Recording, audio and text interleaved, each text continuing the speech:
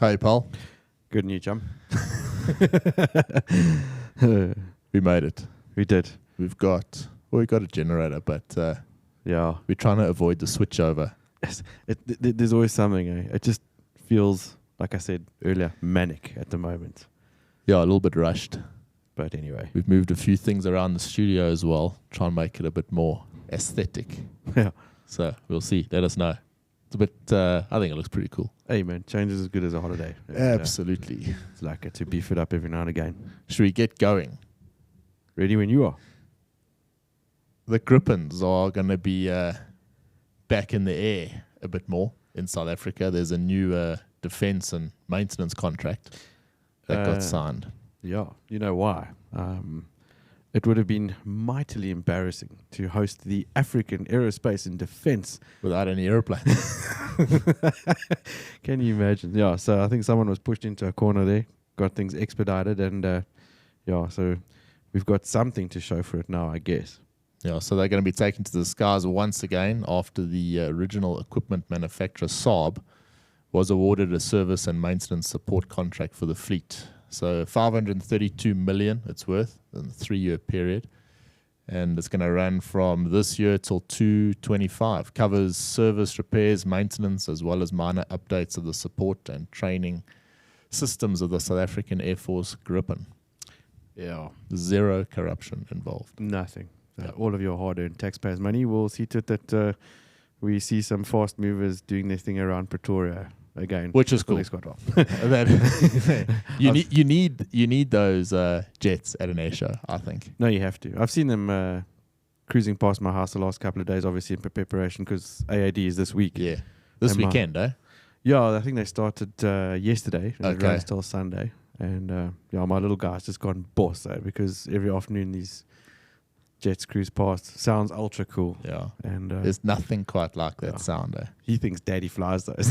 I bet you daddy told him that he flew. No. Yeah, that's cool. Yeah, anyway. People have been asking that. So that runs through till Sunday, hey? That's right. Is the show on Sunday the same as the show on Saturday? I mean, can you go in on it? Yeah, you can. So the public days are Saturday and Sunday, the 24th and 25th. And the days now, Wednesday, Thursday, Friday, are the trade days. Okay, so that's where the guys that go there to do real business and buy weapons from South Africa. They go there for that. All right, so well worth it to go down if you've got the weekend free. Yeah, we do, but no other pilots in South Africa can have the weekend free. Go down there and have a look because it should be pretty cool. Yeah, for sure. The continuation of the South African Airways saga, story, dog show, whatever you want to call it. A lot in the news this week about version 2.0. Yeah. There's talk about their hub strategy with the use of Johannesburg and Cape Town. So that's a bit far removed from the original business rescue plan. Can they spell strategy? Yeah, with an S. They're planning to fly to different destinations from the two hubs. So they got this sort of multi-hub concept. So from Cape Town, it'll be to New York, Sao Paulo, and at least one Australian city, Perth and or Sydney. Right. And then Johannesburg, Perth, Washington, Dallas, via Accra. And yeah, that's it. There's no plans to Europe as yet, despite still, I believe, holding those slots into Heathrow. Yeah. How can we not go to Europe? I just don't understand it. That just seems, Yeah, but, it's all a storm in a teacup with these oaks. I won't believe anything until I see it. In fact, the news I saw was that if this Takatso deal doesn't come through pretty soon, nothing's happening. Then these oaks are joining the list of liquidated airlines, which is getting pretty long and distinguished at the moment. Yeah. In South Africa. Yeah. Like your Johnson. I've always wanted to say that. That was from Top Gun 1, eh? Yeah. Pulling it out the bag early in the show. Yeah, so no plans to go to Europe. I just, pretty nuts. Yeah. The fleet, interestingly enough, we haven't looked at SAA too closely. Certainly haven't spoken about them a lot of late, and a lot to speak about with our other airlines. But so what are they operating at the moment? They've got 3 319s, Airbus 319s, 2 320s, 1 330-300, and 1 340-300. Okay. So that's the entire fleet. So yes, they absolutely do need this Takatsu deal to go through if they plan on flying to those other destinations. Yeah. Because there's no point even at the moment. It's all there and back stuff because you can't afford that aircraft being away for too long. No, exactly. I think they're still going to face some severe competition. I mean, if you look at what the airlines are doing worldwide, the guys are teaming up, Emirates and United, co-chairs. I mean, they're pulling in here with, some serious muscle, and they're out there to compete. So, yeah, going to be interesting to see. Did you have a look at what happened in Parliament the other day when Pravin Gordhan mentioned about the historical debt? So there's 8.4 billion that the Department of Public Enterprises has confirmed that the government will be responsible for. And tempers flared in Parliament as that was mentioned because it's a lot of money. And, this 51% stake, it's not a popular decision. Us as aviators, I suppose you could look at it in a positive light. And if you glass half full type of guy, you would say that, hang on, this is good for South African aviation because you've got a proper operation or proper operator, and that will be the flag carrier, and it will be long haul. We don't have that option. If you want to fly long haul at the moment, you have to actually leave the country, which is rather sad. Yeah. If you consider where we were. So glass half full, it's a good thing, but people are just so skeptical, and it's actually hard to believe if you have a look at what's going on and sitting here on stage 5 load shedding, and the state of our state-owned enterprises is in such a poor way that it's actually hard to believe anything that these guys have to say. You can't. They've got no credibility. And it's gone. Any hopes of trying to garner trust from the South African public or our industry in particular, they've destroyed it. So that's why, I'll be honest, you're not going to hear anything positive come out of my mouth about SAA version. No, I didn't think so. So let's move on to a positive story. Let's Mango. do that. Okay. So there is this bidder for Mango. Correct me if I'm wrong. Why would anyone... Is the company that's bidding for Mango, is it the same crowd that's bidding for Comair? We don't know who it is that's bidding for Comair, but you would assume that if someone wanted to buy an airline today, they would be in the bid for Comair, not Mango. There still seems to be a bit of infrastructure left with Comair. Unless they're trying to buy 2 for the price of 1. Well, but this is where it's quite interesting. I mean, they're so hush-hush on who this investor is. Apparently the proof of funding and all that. It's very, very secretive. Yeah. And, one wonders, what is the plan? What are you buying? And surely if you're really genuine about buying an airline, and I don't even know what's left there at Comair, but surely it would be aimed at, hey, let's get Comair up and going again. Yeah, we need the capacity in South Africa. We really do need the capacity. In fact, I've got a story that can corroborate that. A good friend of ours, Marcel Smith, who is a big supporter of our show, he won a prize last weekend to Cape Town to go and watch the Rugby Sevens World Cup final. Quite cool. So, he gets his tickets, flies down on Fly SAAF, and after the rugby match on Sunday, they were busy walking out of the stadium and something happened, got distracted, but him and his wife both got liberated of their cell phones. Oh, nice.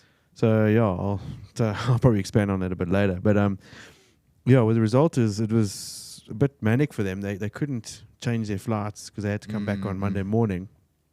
And, they had to run around, get, sorted out so they can get the insurance done for their phones. So they missed their flight on Sunday or had to change it. The next flight that they could get back to Joburg, guess, was on Thursday. No ways. Capacity chock-a-block. They could not get back. So they were originally meant to come back on the Monday morning. They could only get back to Johannesburg again on the Thursday. Marcel tells me the flight back on the Friday, I think he said, was in the region of 8,500 Rand one way. No ways.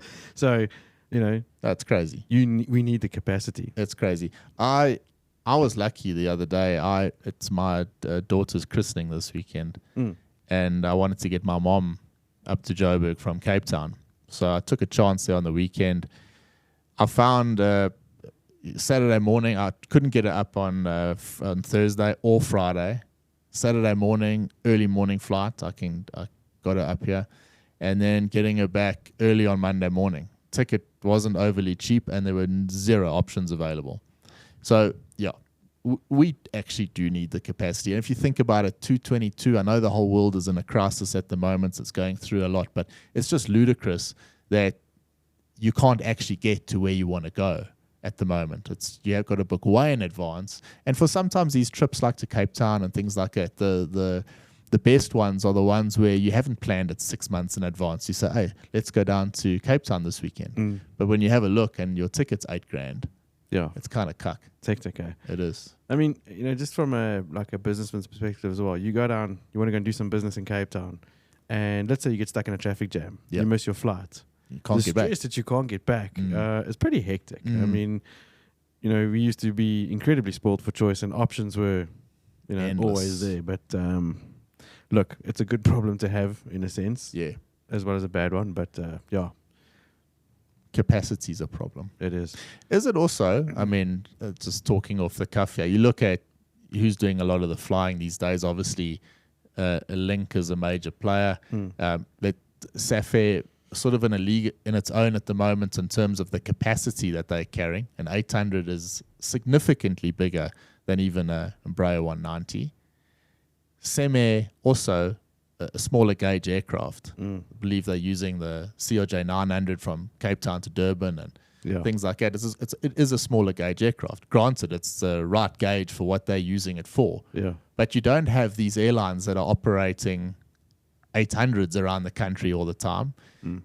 Comair, they were operating that 800 carries a lot of people, and you go back sort of pre-COVID. I hate that term, but pre-COVID, I mean, Spurries original were flying a 340 from Joburg to Cape Town. Once, sometimes twice a day, if I remember correctly.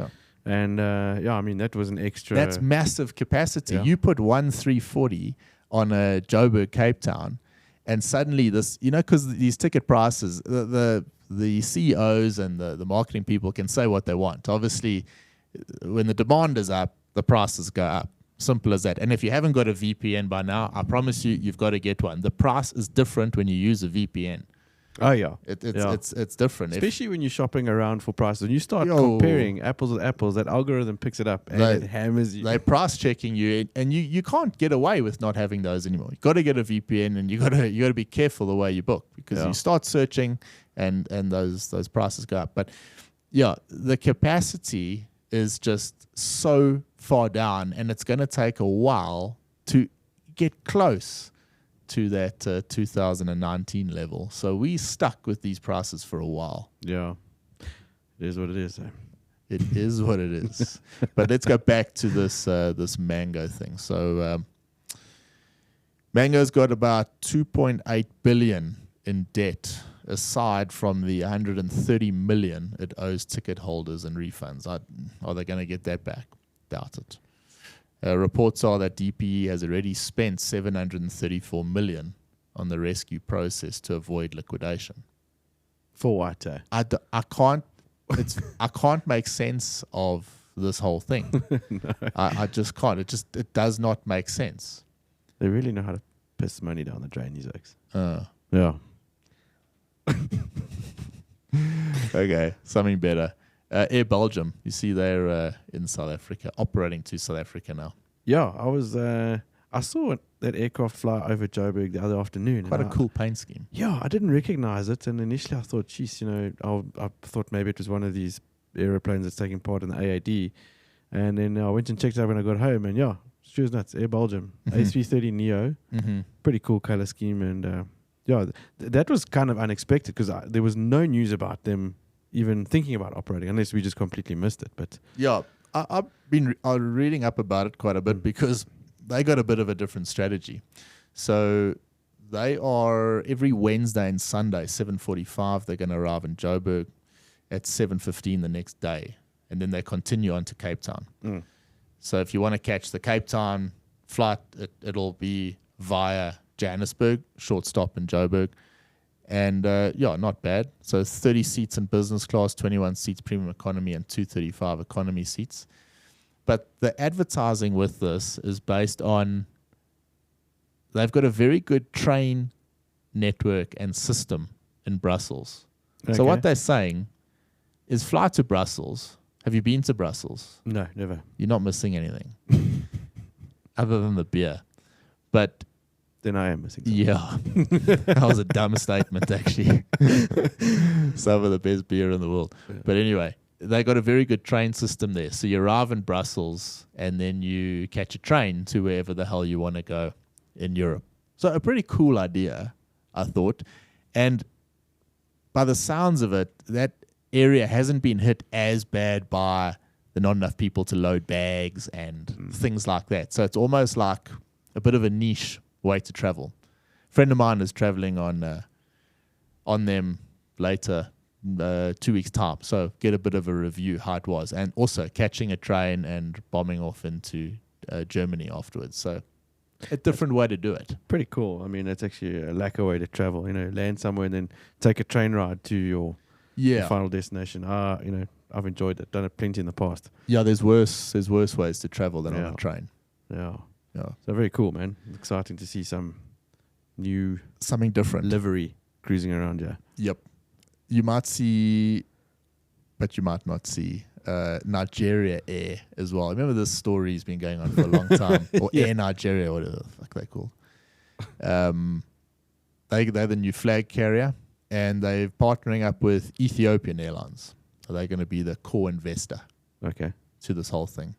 There was a lot of skepticism with it because the way it was written out, it just didn't make any sense. So anyone in the know just said, well, this is bullshit because it's not going to make sense. I don't know if that's changed and if they've re-looked at the setup of that business. But for all intents and purposes, it looks like they're trying. In June, the airline received its air transport license from the CAA there. So we'll see.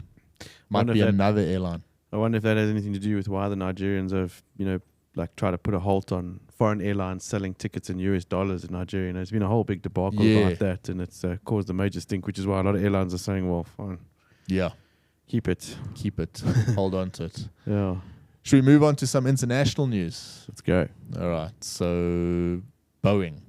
This one was quite interesting. The supply chain thing. Part of the conversation on the podcast for what? Going on a year now. Long time, ever since the Russians decided to pick a fight with the Ukraine. But even before, it got worse with that, granted. But even before, it was the whole COVID episode. It's not getting better. It's just getting worse and worse and worse. Yeah. And it's now actually paused the 737 production line at Boeing. So what's happening? It's actually to do with the quality system. So Boeing receive a defective part. So it hasn't been made to standard. And we know at the moment how rigorous the FAA are checking everything Boeing do. So they get this defective part, but it stops the entire production line. They got to go get make sure they get the part back before they can actually carry on. So the production line just stops. It pauses the whole thing. And it's just continuing week after week. So, Boeing having a real hard time with some of their quality and their suppliers. So the whole thing with the suppliers is they dealing with exactly the same thing. Yeah. They're making the part with defective parts, and it's resulting in this whole thing. So it's just things are moving further and further away. Yeah.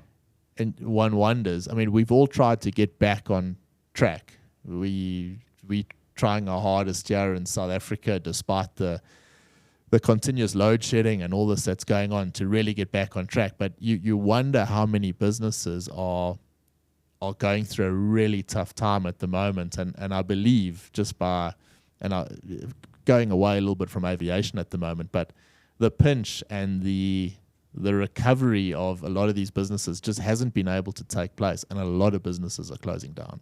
No, I can believe it. I mean, big stories as well. I think it's getting better now, but for a long time, the microchips that the car manufacturers needed, as well as the cell phone and tablet makers, PC developers, it's taken a massive toll, and the delays and the knock-on effects are just redonkulous. Massive. So we've seen more bankruptcies in the last 6 months than we saw during the whole pandemic. And that's only going to increase. But it does put things into perspective.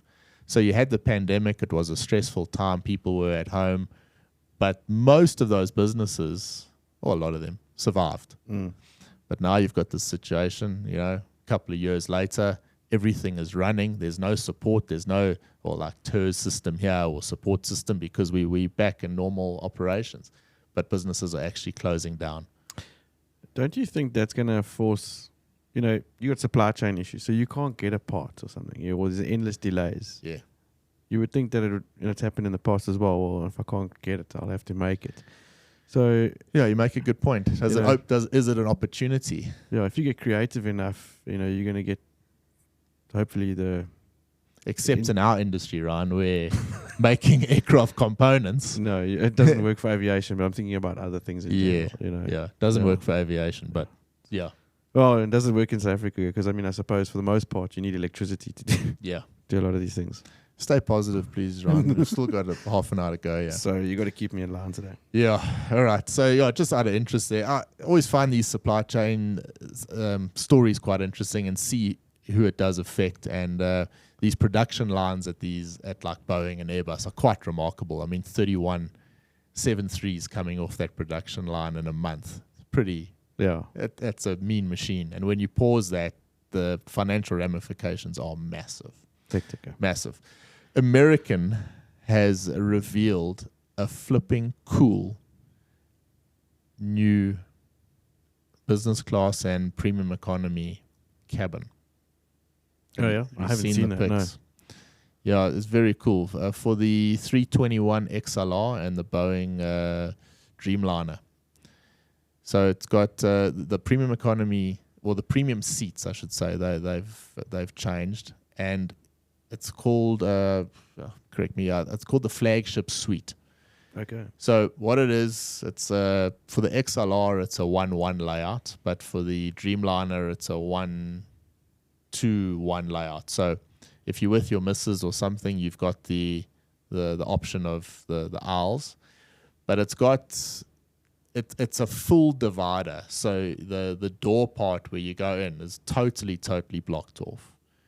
So you basically can close that, and you've got a proper, obviously, lie-flat bed. And this is in this flagship suite, they call it. But what's quite nice, when they drop off your food or your drinks or whatever, it's on it's not in front of you like on your lap as it is at the moment. Yeah. It's next to you on the side. So you've got this separate table that they can put drinks and your food on. And then when you want to eat that stuff, you actually sit up on like what almost looks like a separate little chair off the side of your bed. Jeez. So your bed is a proper bed. It's not like a bed seat, and then you've got the table on top as well. It's pretty cool. That's really cool. Yeah, and interestingly enough, it was a story again. I checked it. It was about February last year. We spoke about those 321 XLRs, and they are using them. I mean, they are going to be using them, and they are going to be used for long haul. I found this quite a cool thing. It's almost like a premium way of traveling on that XLR, particularly if you've got in that business class section, hardly going to be any people in it. Yeah, exactly. I mean, you got that single aisle. It's quite a nice way to travel on premium, or in a premium class, I should say. Yeah, very cool. Yeah, so keep a look at it. If you got enough bucks, try out that flagship suite at some point. Yeah, we'd have to give it a try.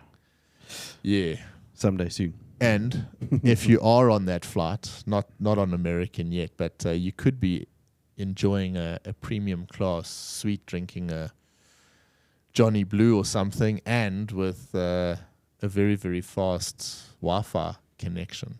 Yeah, all thanks to Elon Musk and his Starlink. Yeah. I read that. Yeah. So, yeah. He's testing it out in his own area at the moment. You're getting up to 100 megabytes per second at 30-odd thousand feet. Yeah. That's fast, man. That's faster than what we got at the moment. Yeah. So even the low-cost carriers in the States are looking, I think Frontier are looking at putting an option in the aircraft. And it's a much smaller unit. Remember Mango tried it at one stage. It was that, I don't know, probably some corruption tender that got it. It never worked. And it was this massive thing on top of I think that was the antenna. Yeah, like a big ugly dome on the top.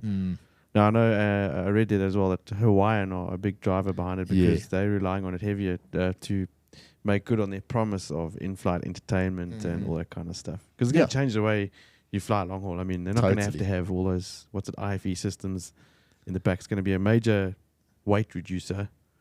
Can you imagine it becomes the norm to have Wi-Fi like that on an aircraft?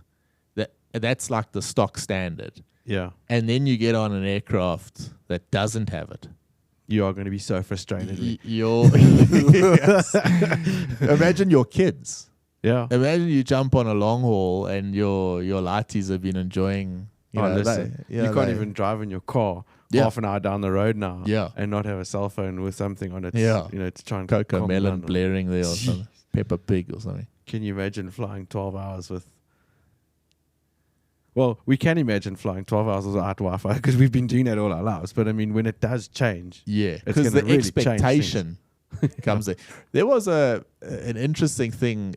I'm thinking off the cuff here. I can't quite remember where it came from. They were talking about how complicated human beings actually are. And what they did a bit of an experiment. So people boarded an aircraft and they were told that this aircraft has got high-speed Wi-Fi. It was like a short flight. It was like a 2-hour flight or something. And the aircraft did have Wi-Fi. People used it. Then they did another test where they told the people it had this Wi-Fi system. And when they got on, it didn't have Wi-Fi. Okay, it wasn't working. Then they did another flight where they told people that it's a no Wi-Fi flight, and people did the flight. They took those 3 flights and the expectations and what people thought about the flight. The worst one of all was the people that were told that there is Wi-Fi and there wasn't. The ones where there was Wi-Fi and had, they were like, okay, there wasn't, it was normal Wi-Fi they have at home, wasn't anything spectacular. The flight that they weren't expecting Wi-Fi and didn't expect, everyone enjoyed their flight. Yeah. But the ones where they were told that there's Wi-Fi on this flight and there wasn't, they got scathing reviews. Like it was a terrible flight.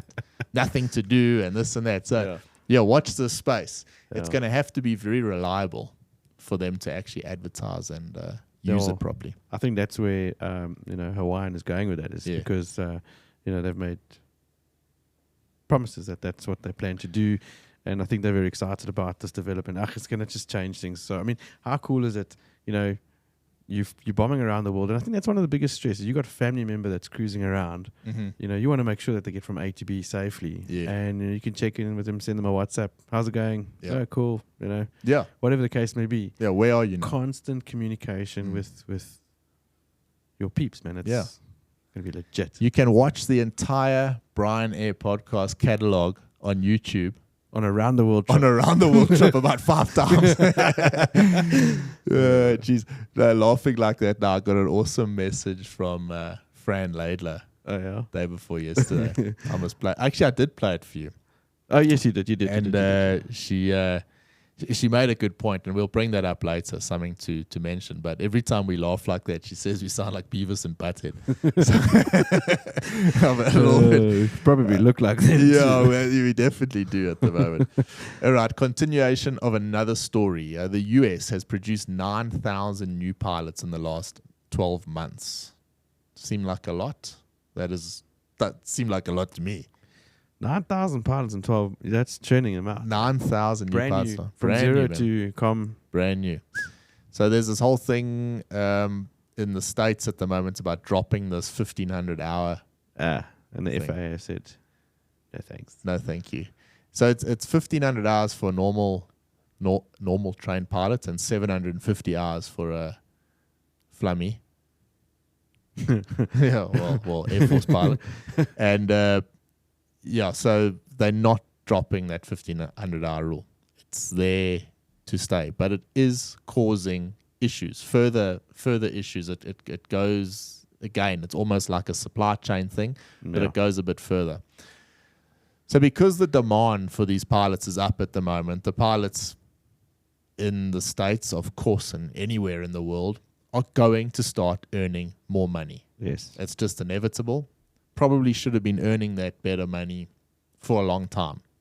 And pilots went through quite a bad phase of being, exploited. Yeah. And in the States, it's certainly not being exploited at the moment. The pilots are the ones calling all the shots. So the pay has gone up drastically. But the regional carriers, the smaller ones to the small cities in the States, and you do get these really small cities in the States. I mean, my old man and I flew from Roswell we wanted to go Roswell to Albuquerque. He was looking at some 717s down there. And when we got to Roswell Airport, we said, "Hey, we want to catch the flight to Albuquerque." The oak was like, "Yeah, you can come back here next Thursday." It's like once a week, the thing flies. So they got these smaller places, and the regionals are imperative to keep America connected. You don't realize how big America is. You look at it on the map; it's a massive bloody place. Yeah. So these regionals are vitally important. They can't afford it, so they're not going to go to these communities. They're only going to the ones where there's enough ticket income to actually cover these rising costs. Obviously, you got the fuel and everything, but now this pilot cost is a significant one.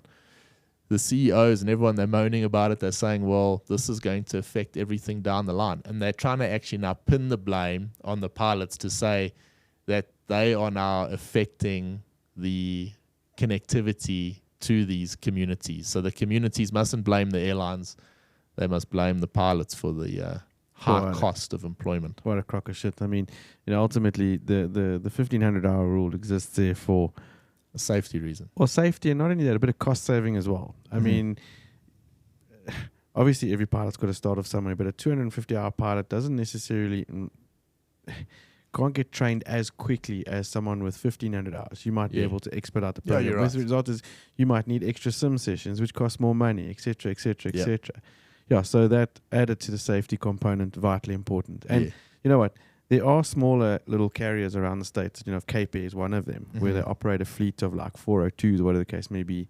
And they are servicing like a little air taxi type thing at the moment. And there's quite a few of them popping up, which is why a lot of I know of some South African oaks that have got that deal cruising up there. You buy your visa or whatever it is, get into the States, and you go and fly for a company like that for a couple of years until you can get your green card. Yeah. That's where the opportunity exists for the low time pilots to go and build some hours, get some experience, shit yourself in a small airplane. And it doesn't take that long to get to 1,500 hours. I mean, please. No, it doesn't. No, not these days anyway. No, in South Africa now it can take about a month. Yeah, South African guys are getting up there quick. But just going back to that, so thousands of pilots at Mesa Airlines, Commuter, Piedmont Airlines, PSA Airlines, Horizon, and Envoy Air. They're all represented by the Airline Pilots Association, so ALPA. And they've secured new contracts with high wages. So those are all those regionals we're talking about. So pay hikes, 118 boosted the pay by 118% for captains, 172% for new FOs. And then you've got that hourly thing, 150 US an hour for captains and 100 US an hour for FOs. Yeah, that's some decent... That's some decent czar there if you convert it. Yeah. So it's good to see. And it's going to continue. There's no question. There's just a lot of chatter at the moment. You can hear there's a lot of movement, and people, for the first time, I think that I can remember in my career, pilots are now holding the cards, and I'm going to go there. They're going to take me. Why are you going? Well, I want to fly that aircraft, or the pay is good, or the progression there is, and it's actually flipping cool, because for too long you were stuck. No, you 100% on that. I mean, you chat to guys on a daily basis now, all over the place, and there's that buzz, that chatter, and your guys are moving around, and I also get the feeling that there's all the pilots have got, for the most part, more than one stoke in the fire. They've got at least 3 or 4 different options that they were listening to scouting the out. Bryan podcast. Yeah. There's quite a few of them. I mean, asked, like, what have you been doing since then? Like, no, I've got my own business. That's cool. Hold on to that. Don't let it go. Really? You think so? I said, yeah, exactly. With all the energy it's taken to start that up, keep it going. Make sure you hold on to that as well. For sure. So that's cool. Long may it continue. You won't see A380s and Qatar colors going to Paris this winter, so they're not going to use the 380. I know it's not much news, but you won't see that there. Schiphol Airport, or Schiphol in Amsterdam, they have now reduced, they've done the same as what Heathrow did. So they're reducing the amounts of passengers that they allow to actually go through the airport. KLM are a bit distraught about it. So they ripped them apart, saying it's just absolutely ludicrous that the airlines have done what they needed to do to operate, and all this with the pilot shortage and everyone. Yeah. And then the bloody airports didn't go and employ enough baggage handlers. It's ridiculous. It's one thing not... I mean, you know what it takes to get a pilot online. What does it take to get a pilot online at a place like Emirates? Or one of our, maybe Jason can tell us, or one of our mates, but I assume it's a while. Let's say anything from 6 to 8 months. Yeah. You got to go through all the ground schools, the soft courses, the technical, everything. Yeah, anything. 6 to 8 months. I mean, in Japan, it's about 6 to 8 years by the sounds of it. But it's crazy. Yeah. And the airlines have actually managed to operate with all the training involved. Look at our local carriers here. I mean, how much training are they having to do just to keep the operation going? Yep. And then you have airports that are just dropping the ball. And I know you've got to go through your airport induction and do all those tests and that, but it's hardly a 330 conversion. Yeah, it's by no means rocket science. I mean, no. This is how you wear a reflective jacket and a hard hat, and just don't taxi into any or drive into any airplanes. Yeah, it just seems crazy. Anyway, they slowing things down there for them. Cathay, a bit of news on them. Geez, I tell you, Ryan, you know it too, because we get a lot of guys talking to us with the Cathay side. We always get opposing stories from the guys at Cathay. There's some very positive guys that seem pro about it, and they seem confident about the future there, and then 1 or 2 other guys not so much, but they've re-looked at their forecast. They're not as optimistic as they were the last time we spoke about them, so they're saying it's going to take a little bit longer to get back to normal. But nice to read that so many of those restrictions that they had in Hong Kong are now gone. Yeah. So mainland China. Have you seen those Instagram Reels videos of the drones that are flying in between the... You showed it to me the other day. I couldn't believe it, man. I mean... the search... Go onto Instagram and search for China drones COVID or something. And you see these drones flying around in between the buildings, like with the public announcements going off. Don't know what it's saying, obviously. And, it's quite scary, man. It's really like watching a movie. Yeah, because they still got like very strict lockdown measures. Yeah, they lock down, and it's affecting Cathay quite heavily. Yeah. Gee, so you're saying if you're a drone pilot, you don't really have a problem getting a job in China at the moment? Yeah. Yeah. No, but it is ridiculous. I mean, hopefully that eases up soon, because, the Chinese market pre-2019 was massive. That was massive. Yeah. And so big for so many South Africans, such a big community there. Yeah. I noticed a lot of our ex-colleagues and friends slowly starting to move out of that area.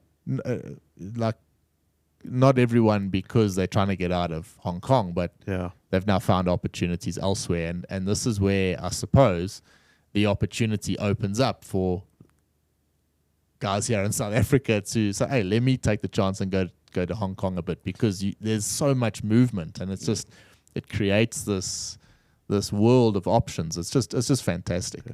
No, there's a few guys I know of that are keen to, if that opportunity became available in Hong Kong, they would jump at it right now. Oh yeah.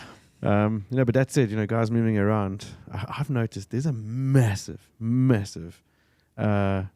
movement of South Africans to Dubai in the Middle East. Mm-hmm. Hey, so many friends and ex-colleagues are sitting there right now. I mean, I was thinking to myself that it can't be long before the UAE changes their national anthem, man. Mm-hmm. And of course, it's Sikeleli, Dubai, Yeah, because it's going that way. Yeah, it's man. crazy. Yeah, there's a proper community there now, and I think for the guys that are all there, it's really nice. Yeah.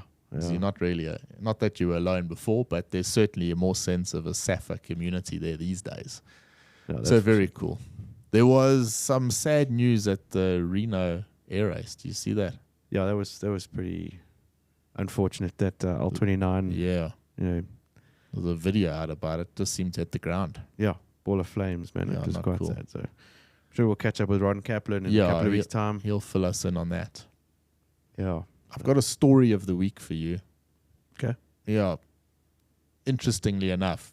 But, a lot of these stories are you repeat them down the line, but they change literally, 180 degrees in content. FedEx, they've gone and parked aircraft due to a $500 million revenue shortfall. FedEx. Seriously. Yeah. They're like the biggest cargo operator Yeah, in the world. They've grounded cargo aircraft and reduced the frequency of freighter flights in response to a slowdown in global demand for package deliveries. Tennessee-based shipping and logistics companies said on the 15th of September that the macroeconomic weakness in Asia and service challenges in Europe led to a first quarter revenue shortfall of $500 million for the company's air delivery service, FedEx Express. So FedEx revenue for its ground shipping division was also down $300 million. FedEx, they've got a massive hub in Louisville. They operate 675 aircraft. And at the end of May, according to its most recent financial report, the fleet included 777 freighters, MD 11s, DC-10s, 767s, 757s, 330s, 600s, ATRs, Cessna Caravans, and 408s. The exact same story not so long ago about, thank goodness for the cargo market, keeping aviation alive. 6 months later, or a year later maybe, parking aircraft. It's crazy because, I mean, we based that story on e-commerce. Yeah. Like becoming so massive. Yeah, it's the package delivery. So why is the package deliveries down? Is that because people can't buy what they want because of the Supply chain. Very possible. Eh? Very, very possible. So you see how we tying together stories here in the show. Yeah. We're getting sharp on this show. Yeah, we don't just sit here and talk shit. Yeah, we bring the story around and start there. Yeah, but anyway, I found that pretty interesting. That's fascinating. Yeah, I would not if if that wasn't in an article.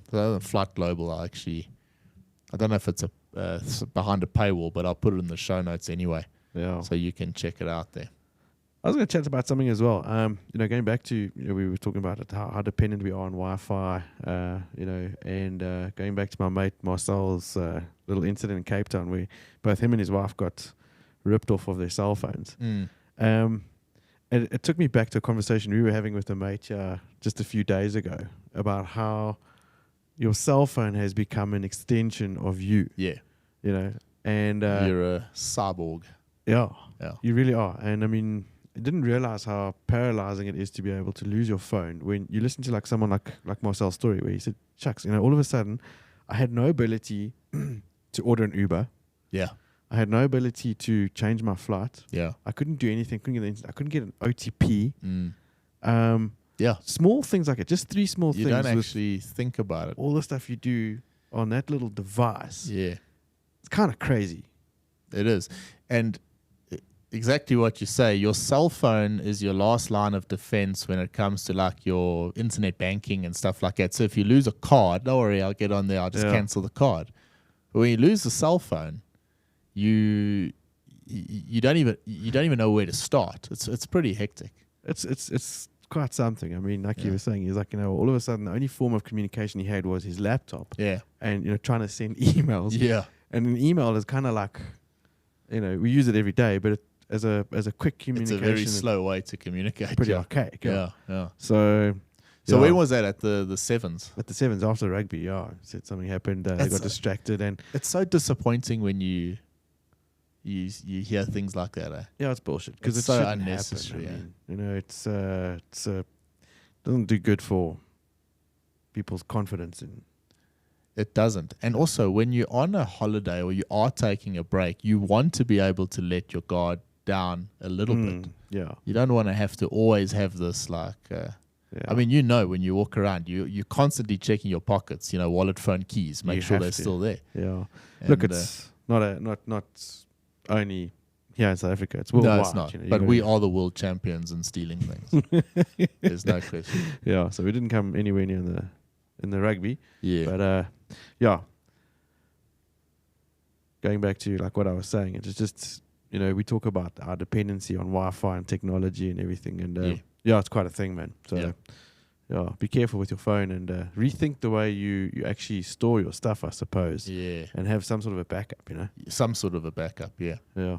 Yeah, even if it's one per family or something, just have. Yeah. But then what, are you going to travel with that thing? I don't know. How do you do that? Yeah, it's crazy. It won't be charged, be flat. I don't know, a difficult one. Yeah, so no real advisory to that, but something to think about, I guess. Well, I've got a small advisory, a basic one. I've always enjoyed listening to Allan Watts speak on YouTube. Allan Watts was a British philosopher that basically spoke about Zen Buddhism and all the Eastern philosophies in a way that we can understand it nicely in the West. And obviously this is going way back, but the way he speaks and the videos of him speaking on YouTube are excellent. And they all, most of them are, he's got some long speeches that he's spoken about. And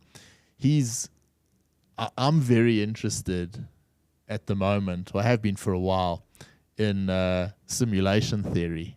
I thought you were going to say Buddhism. No, that you almost that it's possible to live in a simulation. Elon Musk speaks about this quite a lot with games and that getting so good. Do you know about simulation theory? You've spoken about it in the past, and I've also can't get my brain around it, so I haven't really thought about that all much or looked into it anymore. I'll be honest with you. I don't know what people, our viewers, think about it, but basically the theory is this. If you take games as an example, they are progressing at such a rapid rate that eventually the game is going to be indistinguishable from human life. The game will be so good that you will not be able to tell that you're playing a game. Is that fair to say that? I guess I can agree with that, but I think that scares me a bit. It scares me a lot. No, it does.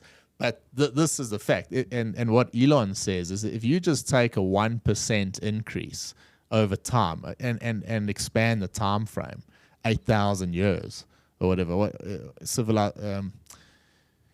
human beings, 8,000 years, I think something like that. If you take a 1% increase over that, it's mind-blowing where you would actually be today. So in the simulation theory, it kind of says, well, are we not in the simulation? Like, are we not, like, is this not just a game? Now, going back to Allan Watts, he's got that famous speech, you might have heard it, about if we were in a simulation, what would you do? Yeah. And the one thing you would do is you would go sort of fulfill all your wishes in life. And you can do that through sleep. So he says, if you go to sleep and you sleep for 8 hours, you can change that subjective time of 8 hours to 75 years. You can make it feel like 75 years. a whole life. And in that life, you would do things and all the rest. But over time, you would start to want something a bit more. You would start to sort of expand a bit and, what could I do? And one of the things that they speak about is, this human anxiety and stressing about things and that. Those are things we regard very human. But they're not your stresses. Those stresses have been around forever. We all have them. You stress about finance, your health, whatever it might be. They're there all the time. So the simulation theory kind of questions, well, are they your stresses or aren't they? They might not be. Might just be part of the simulation that you're in. So go check out Allan Watts. He speaks really well. Obviously, he's passed on now, but his readings and his work and his books and that are excellent, and they're well worth it. And I think they might strike a chord with a few people. I got touched the other night because I was watching one of his videos, and a guy had written there in a comment, maybe 30 seconds, but I was watching and I saw the comment come up. And I mean, this is an old video. It's been around for donkey's years. And this guy whose picture looked like a real youngster wrote there, the algorithm saved a life tonight. Meaning because this video was very, very motivational, but not in a corny motivational way, like where they put a fucking sunset there and say, go and have a good day. Like in a proper way. Yeah. Like someone with a bit of intellect can work out. And it was like this, it just touched me a bit because the guy wrote like, the algorithm saved a life tonight. Like this oak was obviously in a poor frame of mind. Yeah. Picked up this video through YouTube and then ended up saying, hey, thank goodness this video came about because now I feel a little bit better. Pretty deep, but worth it. Go check that out. Very deep, yeah, but fascinating, I guess. Yeah, I'll leave the link in the show notes there. Just before we end, I want a quick special mention to Dale Williams. Dale has contributed more to the podcast than anyone else consistently for, the last 2 and a bit years. He wrote us such an awesome email the other day. He did, yeah. It was really, really nice to read that email and hear his story. And I suppose, from our side, a massive congratulations to him and his wife again on the birth of their twins. Yeah. And the way he describes it in his email. Yeah. I'm not going to read it to everyone, but it was really cool. And thanks, Dale. That things like that mean a hell of a lot to us. Yeah. And then just going back to what Fran had to say. So Fran, other than we sound like Beavis and Butthead, she likes the show, but she also made a good point. The previous show we did, we spoke about the quality of the South African pilots. Yeah. And what we're saying is we always find that when we train South African pilots, the quality of the guys or girls is always of an exceptionally high standard. Mm. But we were talking about airline pilots. And what Fran said is she trained in the UK. When she came here and did her comm here, she found the standard lower than what she received when she was in the UK. Yeah. And I suppose we weren't actually talking about the Ab Initio comm training, not running any of our schools down, but it is quite evident that a lot of the school, you can count on one hand the sort of primary or the top schools that you would send someone to out of choice, and there's not a lot of them. Mm. And so just thanks for pointing that out, Fran. We agree with you. 100%. Airline, it's you get a lot of training when you go into an airline here in South Africa. The training in the airline is very, very good. Yeah, no, absolutely. And I mean, obviously it comes from many years of like the Air Force guys who were very well trained, their experience getting passed down, and they're pretty pedantic about certain things that I suppose other international airlines aren't as. Yeah. And that's what ups the standard here. And still couldn't disagree with that statement at all, that our airline training standards here in South Africa are exceptionally good. Top notch. Yeah. And that's why the guys are in demand. Yep. Hooking it to the Middle East. Earning some decent dollars. Yeah. I enjoyed it today, pal. Yeah, it's been real. I'm glad we made it. We do apologize for last week. Yeah. But no, it's been a joy. Glad we made it. And we'll be back next week. Yeah, 100%. Have a lovely weekend ahead, everyone. Ciao, ciao. Goodbye for now.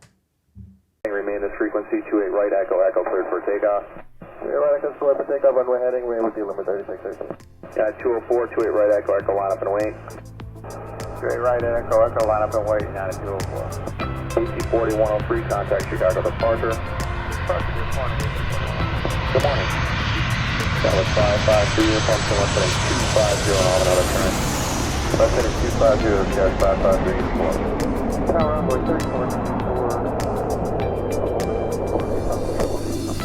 Runway 3494 for now, stand November short of Echo Echo, and we'll work that out. You can expect the full length for departure.